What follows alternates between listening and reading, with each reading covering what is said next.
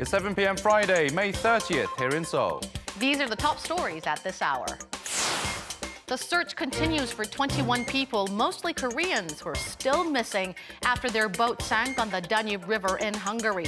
Meanwhile, the captain of the cruise ship that collided with the boat is under arrest over suspected reckless misconduct.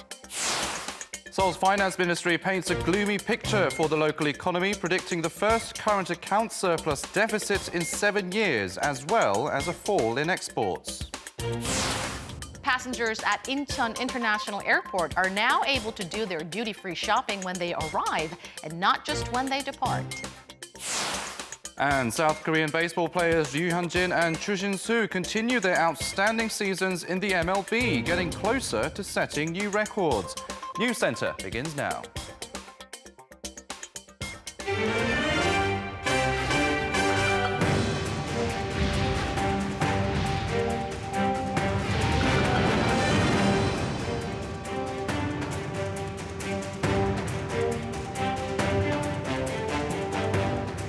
Good evening and welcome to Arirang NEWSCENTER, coming to you live from Seoul. I'm Noah Ram. And I'm Han Daeun. Thank you as always for joining us.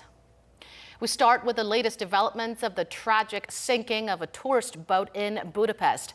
Authorities are rushing to find the 21 people who are still missing, 19 of whom are South Koreans. The search and rescue operations have been expanded to adjacent countries, including Austria and Serbia, but strong currents are hampering the rescue efforts. An investigation is also underway to find out the exact cause of the crash between the tourist boat and a cruise ship. Let's first connect to our Oh Jung-hee, who is at Seoul's Foreign Ministry for us. Chung-hee, what have you heard so far? Hey guys, there was a news conference in Budapest just less than an hour ago after the top diplomats of South Korea and Hungary had their foreign ministerial talks. Hungarian Foreign Minister Peter Szijjártó expressed condolences on the tragic boat sinking and vowed that his country will exert its best to find the victims. He explained that on Thursday it was very difficult to get a view under the water, and the water level was also very high, being almost 6 meters, but he hopes some progress could be made as South Korea and Hungary soon begin their joint search operations. He said he has asked for nearby countries' cooperation, as the victims' bodies could have been taken downstream with the current. Szijjártó added Hungarian police are investigating to find out exactly how the accident happened. And South Korea's Foreign Minister Kang Kyung-hwa expressed gratitude for Hungary's all-out efforts for search and rescue operations, but she at the same time stressed on need for very, very close coordination between the governments and the search teams. Take a listen. At the talks with Minister Szijjártó, I asked for Hungary's cooperation on quick and effective search of the victims. I've also requested that we quickly salvage the sunken boat, prevent the bodies from being swept away, and expand our coverage area by seeking for help from nearby countries at the rivers downstream. I've also asked for Budapest's cooperation in identifying the victims. Seoul's top diplomat said that the two countries won't lose hope of finding survivors until the very end. She's also set to meet with Hungarian Interior Minister later on Friday. Right, so Chung-hee, we hear that the joint search operations are set to begin shortly. Tell us how the search and rescue operations have been taking place at the Danube River so far. Well, for the past couple of days, Hungary's National Police Agency has been leading all the rescue and search operations. And this morning, Seoul's Foreign Ministry said that divers from Budapest's Counterterrorism Center are to begin searching the inside of the sunken cruise boat today. The Hungarian Navy has dispatched vessels to the site. The Coast Guard has sent helicopters and is using underwater radars to try and locate the missing victims.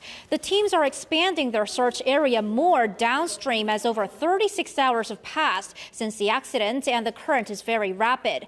Now they're to join forces with the South Korean personnel as they arrive in Hungary. Seoul is dispatching 47 people to the ground from Seoul's presidential office, the Foreign Ministry, the Coast Guard, the Navy, the National Fire Agency, the Police Agency, and the Intelligence Agency. Special forces will be joining in the search as they arrive, and police will be working to identify the victims.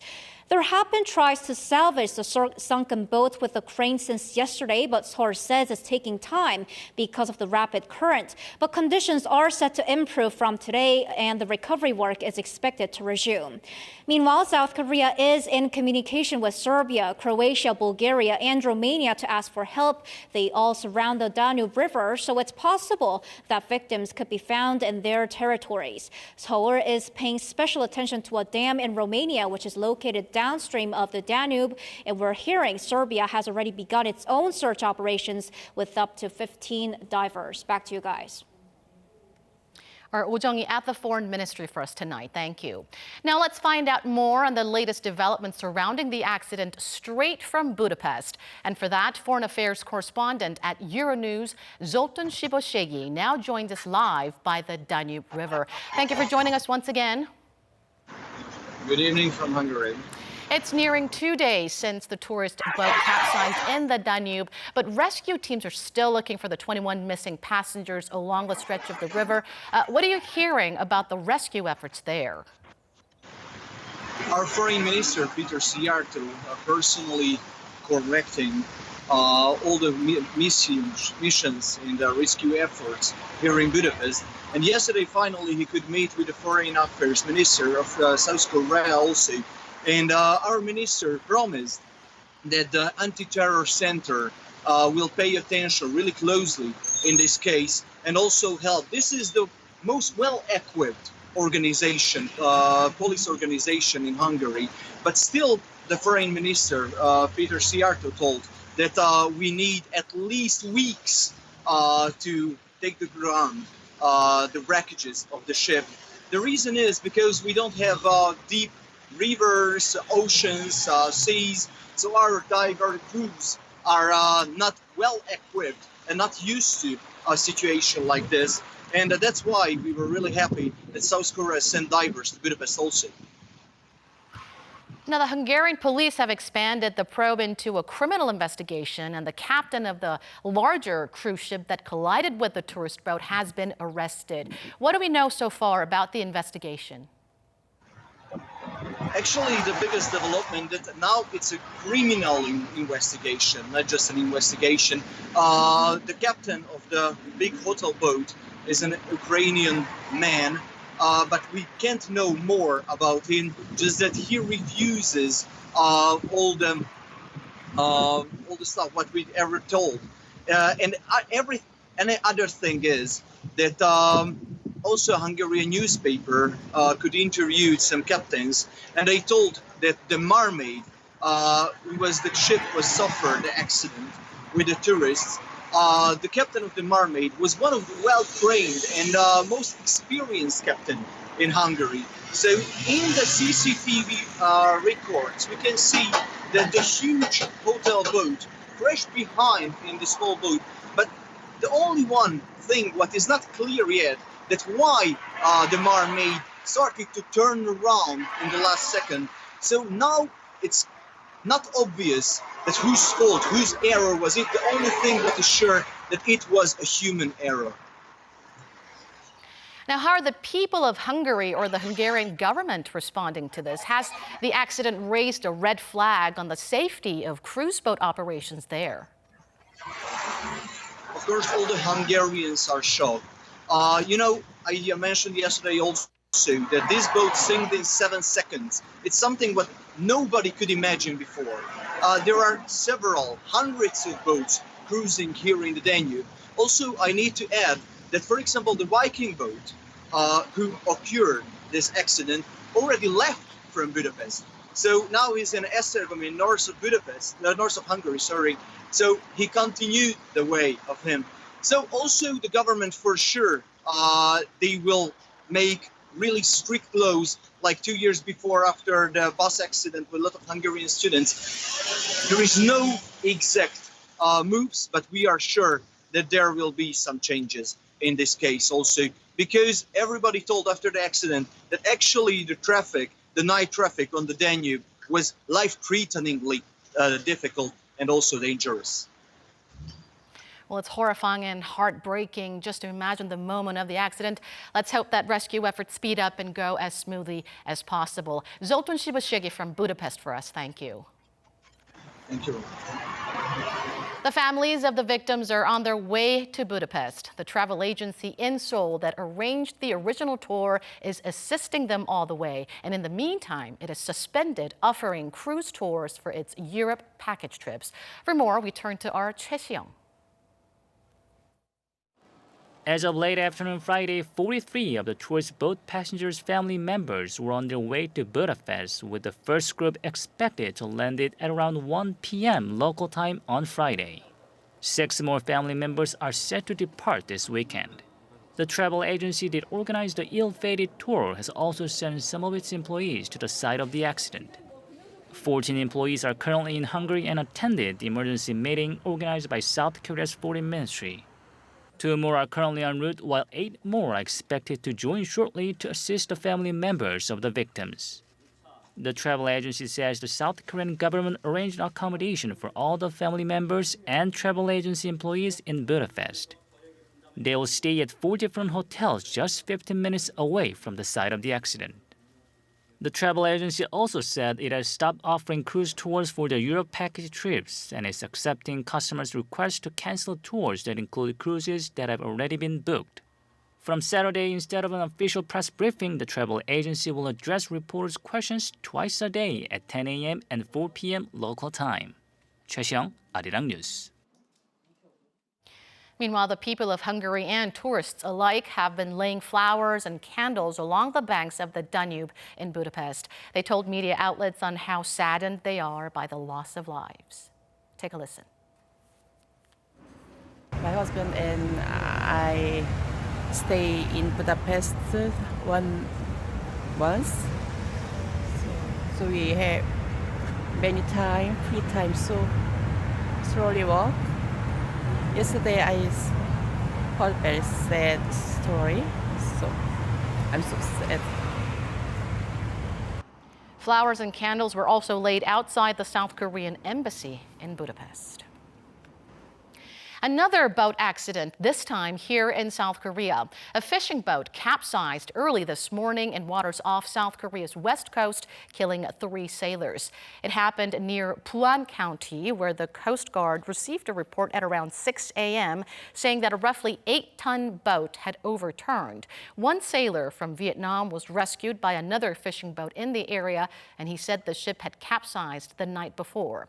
The cause of the accident is under investigation, but reports say the wind at the time was not particularly strong. Shifting gears now, this year's Shangri-La Dialogue kicked off in Singapore today amid stalled denuclearization talks between Washington and Pyongyang, and as Seoul tries to patch up soured military relations with its neighboring countries. Our Kim Ji-yeon reports. One of Asia's biggest annual security meetings, the Shangri-La Dialogue, opened in Singapore on Friday. Major players participating in the 18th Asia Security Forum are set to discuss pressing security challenges in the region, including the stalled denuclearization talks. What's noticeable this year is that nuclear envoys of South Korea, the U.S., and Japan are expected to get together for the first time in 3 months. The meeting comes at a time when negotiations between Washington and Pyongyang are at a stalemate and have been since the Hanoi summit between North Korean leader Kim Jong-un and U.S. President Donald Trump held in February. Seoul's Defense Minister Chung Kyung-do is to make a speech during the annual event, placing emphasis on easing tensions and building trust on the Korean peninsula. It comes in line with Seoul's efforts for denuclearization through a peace process and improvement in inter-Korean relations. The ministry also said it seeks to improve soured military relations with neighboring countries by holding defense ministerial-level meetings on the sidelines of the forum. A bilateral defense ministers meeting between South Korea and China is to take place for the first time in 8 months. They're expected to patch up ties following a diplomatic row stemming from Beijing's opposition to Seoul's decision to deploy the U.S. THAAD anti-missile system in South Korea. Official communication channels have been restored as seen in bilateral working-level talks held last May, which was the first such meeting held between the two sides in more than 2 years. A defense ministerial level meeting between South Korea and Japan is in the works as part of efforts to restore military ties between the two countries, which worsened after Tokyo claimed a South Korean warship locked its radar onto a low-flying Japanese maritime patrol aircraft late last year, a statement Seoul has strongly denied. South Korea is also slated to hold a trilateral defense ministerial level meeting with its U.S. and Japanese counterparts on the last day of this security event on Sunday. Kim Ji-yeon, Arirang News. Let's turn to some economy-related news now. And as widely expected, South Korea's central bank has kept its key rate steady after a monetary policy meeting earlier today. Kim Hye-sung with the details. The Bank of Korea on Friday kept its benchmark interest rate unchanged at 1.75%. In a vote of 6-1, the 7-member Monetary Policy Board decided to freeze the rate for the fourth straight meeting, keeping a wait-and-see stance since last November. Since April, the pace of global economic growth has continued to slow, including growth in China, Japan, and Europe. Volatility in the global financial markets has increased amid rising U.S.-China trade tensions. Stocks in major countries have fallen, while the currencies of emerging economies have depreciated substantially. On slowing global demand, exports, a key driver of South Korea's domestic growth, have fallen for 5 straight months since December on slowing global demand. For the first 20 days in May, exports tumbled 12% on year, and chip sector shipments are heading for a 6th straight month of decline after plunging 22%. Falling exports and investment caused GDP growth to contract 0.3% in the first quarter, the worst quarterly figures since the 2008 global financial crisis. Headline inflation remained at around 0.5% through April, lower than the central bank's 2% target. Despite sluggish domestic economic data, the bank held rates due to growing financial market volatility. The South Korean won has depreciated rapidly in recent months. A cut in interest rates could further drive down the value of the won, resulting in a capital outflow. The central bank will likely wait until second quarter economic indicators come out before changing rates. At the same time, household debt, which has seen its growth slow in recent months, is still the size of Korea's GDP of $1.3 trillion, another reason why the BOK opted to keep rates unchanged. The Bank of Korea said it will maintain its accommodative monetary policy stance to support the domestic economy, and added that it will closely monitor the U.S.-China trade dispute as well as paying close attention to the country's financial stability. Kim Hye-sung, Arirang News.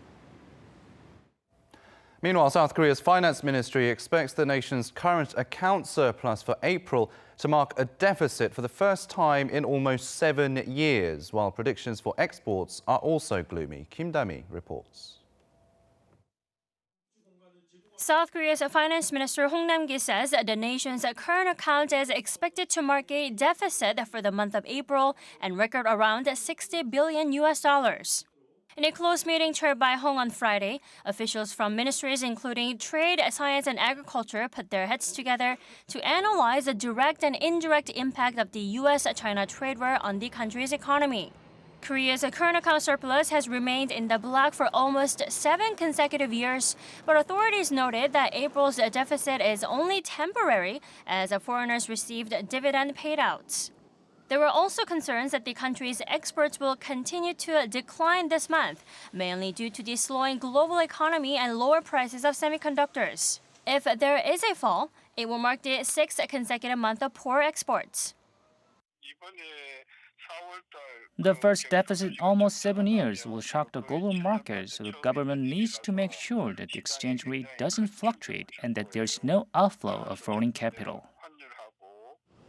The government will set up a revitalization group to boost efforts to increase exports by sectors and businesses, especially in consumption goods. While focusing on expanding overseas marketing and trade finance, the finance ministry said it will also push for the supplementary budget to be passed. Kim Da-mi, Arirang News.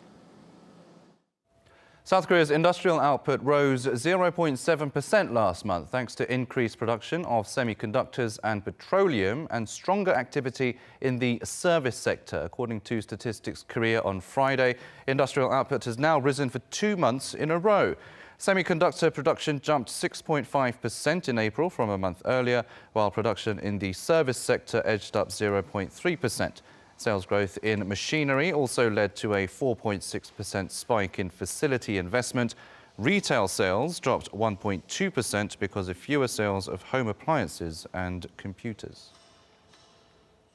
For those who like a spot of shopping at the airport, South Korea's largest airport has opened duty-free stores in the arrival zone, eliminating the need to travel with things you brought just before you left Korea. Oh Soo-young reports.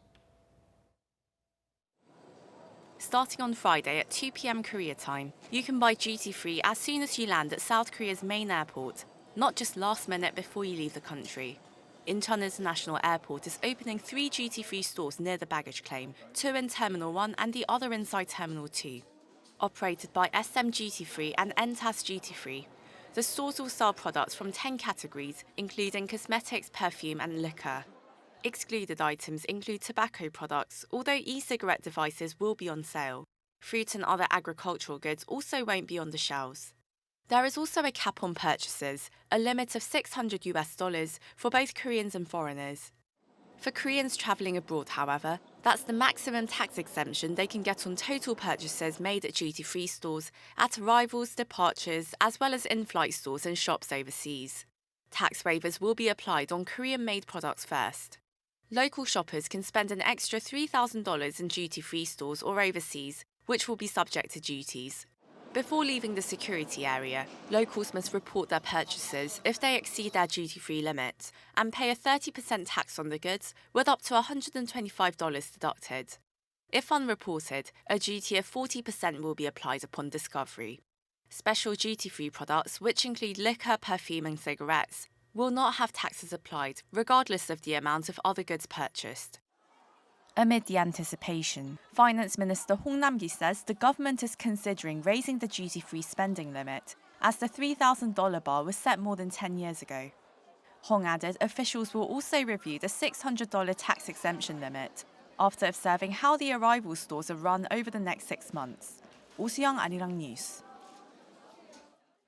China, the world's largest buyer of soybeans, has put a hold on its purchase of American supplies. Despite the trade conflict between the two nations intensifying, President Trump says Washington is doing well in the trade talks, and Beijing, he says, wants to make a deal. Lee Seung-jae with more. U.S. President Donald Trump's decision to escalate the trade war with China this month, raising tariffs on about $200 billion of Chinese goods, has prompted Beijing to retaliate with tough duties of its own. China's move could bite as the world's largest soybean buyer has put purchases of American supplies on hold. According to sources familiar with the matter, state grain buyers in China haven't made or received any further orders, though previous orders will not be canceled. According to data from the U.S. Department of Agriculture, China bought about 13 million tons of American soybeans after the two sides agreed to a truce in December, a move that showed goodwill toward getting the trade dispute resolved. While China pledged to buy an additional 10 million tons, purchases have now ceased. In addition, China has yet to take delivery of about 7 million tons of the product, which it committed to buy in the current marketing year. Despite Beijing's latest retaliation, President Trump says Washington is doing well in trade talks, adding that China wants to strike a deal. I think we're doing very well with China. We'll see what happens. But I can tell you, China very much wants to make a deal because the companies are leaving China to avoid the tariff. China is becoming a very weakened nation, just as Iran has become a very weakened nation. And Iran wants to make a deal also. While it remains to be seen if the two sides will ever strike a deal, U.S. Treasury Secretary Steven Mnuchin says he'll likely travel to Beijing in the near future to continue negotiations. Lee Seung-jae, Arirang News. In other news, today is World No Tobacco Day, an annual event designated by the World Health Organization to increase public awareness about the dangers of smoking. Our Won Jung-hwan looks at how the habit impacts health here in Korea. There are around 1.1 billion smokers around the world, and according to a recent report by the WHO, tobacco kills more than 7 million people each year. Over 6 million of those deaths come from direct tobacco use, but some 900,000 are the result of non-smokers being exposed to secondhand smoke. And in Korea, the issue is equally alarming.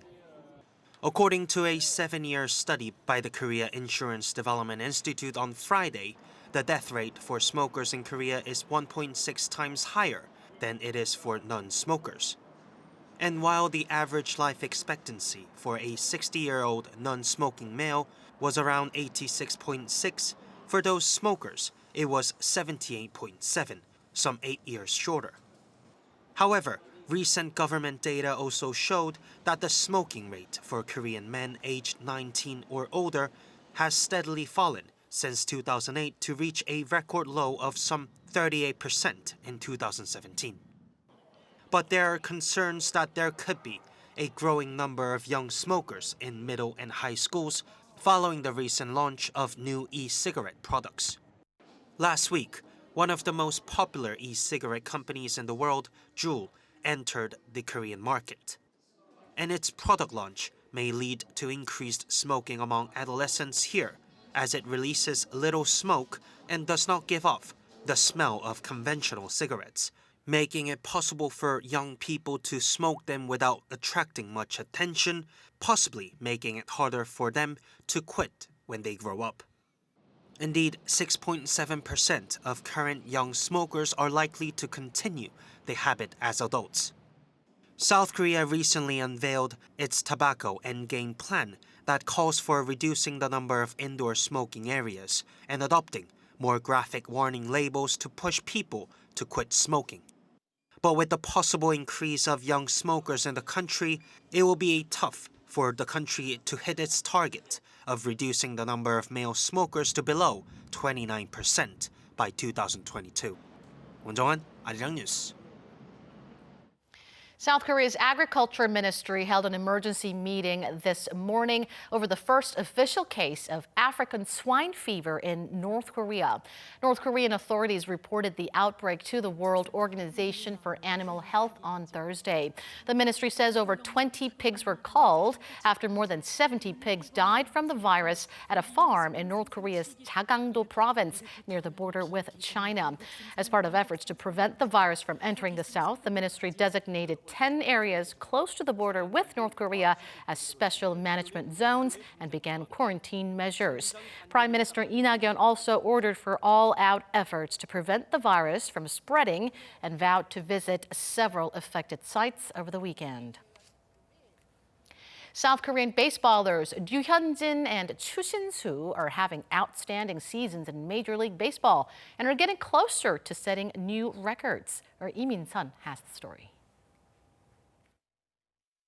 LA Dodgers pitcher Ryu Hyun-jin threw yet another set of masterful pitches at the last game of the month on Thursday at Dodgers Stadium. Ryu threw 7 2/3 scoreless innings in the team's 2-0 victory against the New York Mets. It's his 8th victory of the season for the team. While delivering a total of 106 pitches, he allowed 4 hits and had 7 strikeouts against just 1 walk. It's the 4th time that Ryu has thrown at least 7 innings while not allowing a single run. With Thursday's pitches, he lowered his earned run average, or ERA, to 1.48. Ryu now stands as the only major league pitcher to hold an ERA in the ones. That brings Ryu a step closer to winning the National League Pitcher of the Month award. If so, Ryu will be the second South Korean baseball player to win the monthly pitching award, the first being Park Chan-ho in 1998. Texas Rangers' Chu Shin-soo hit his 10th home run of the season in Thursday's game against the Kansas City Royals. It's the 199th home run for Chu since he recorded his first major league home run in 2006. Chu is now only 1 home run away from becoming the first Asian major leaguer to reach the milestone of 200 home runs. 이민선, 아리랑 뉴스. South Korea has urged Japan to not use its plan for tougher inspections of South Korean marine products as retaliation for Seoul's ban on certain Japanese seafood. Tokyo is strengthening the inspections starting tomorrow, citing risks of food poisoning during the summer. Seoul's Vice Foreign Minister Cho Se-young requested that the move should not be used as what he called a disguised discriminatory measure against South Korean seafood. South Korea had banned certain Japanese marine products following the 2011 Fukushima nuclear meltdown. Shareholders have approved a plan to split up Hyundai Heavy Industries, bringing it one step closer to a merger with Daewoo Shipbuilding and Marine Engineering. Workers at both firms have strongly opposed the merger, fearful of further job losses. Today's decision means Hyundai Heavy would be split into a sub-holding company called Korea Shipbuilding and Marine and a reorganized Hyundai Heavy Industries in charge of shipbuilding and offshore businesses. President Trump has threatened to impose tariffs on Mexican imports from June 10th until Mexico ends illegal immigration into the U.S. Mexico's president has urged dialogue instead. White House officials are reportedly looking at implementing the tariffs using a law that gives Trump broad powers to impose import penalties during a, quote, national emergency. South Korea will hold the DMZ Peace Music Festival next Wednesday. It'll run for 5 days in Seoul and in Cheolwon near the inter-Korean border. The main event is set for next Friday in Cheolwon with music groups from 12 countries performing under the theme of peace. Ahead of all the fun, an international conference will be held in Seoul. Musicians and officials will discuss ways to use the DMZ as a cultural space and talk about how music can contribute to peace. That has been your 3-minute news flash.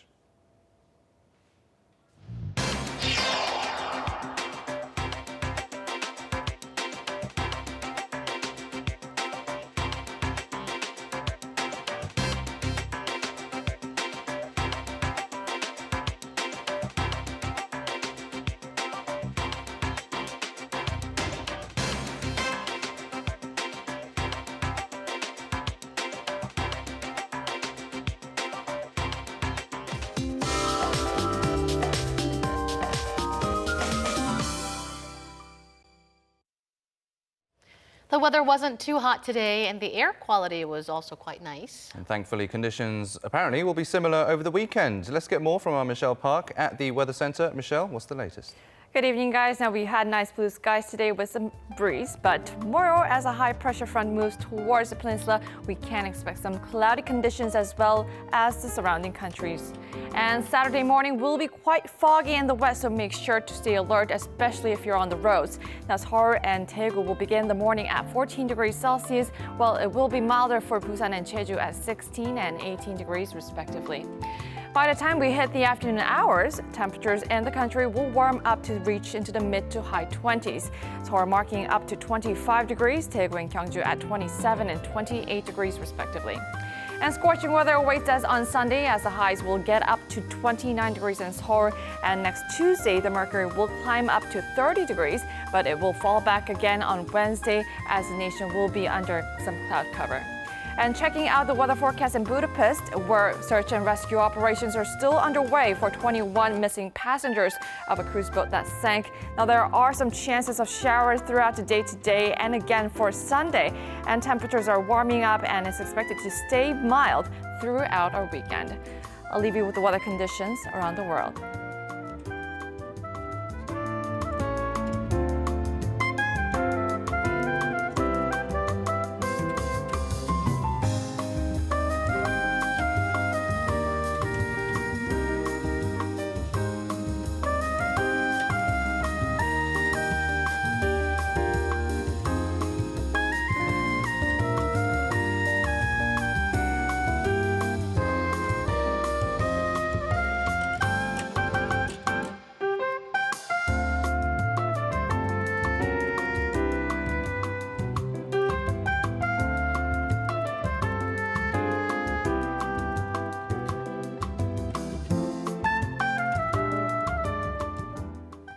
Well, that will wrap it up for this edition of Arirang News. Thank you, as always, for watching. Stay tuned to Arirang for more analysis on current issues on News in Depth coming up next.